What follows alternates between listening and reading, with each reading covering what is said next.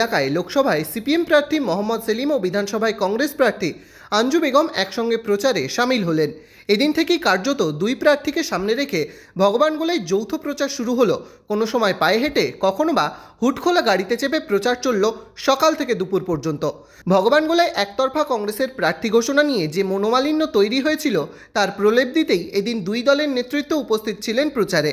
প্রচার চলাকালীন একটু জিরিয়ে নিতে কংগ্রেস কার্যালয়ে পৌঁছলেন মোহাম্মদ সেলিম সঙ্গী সাথীদের নিয়ে।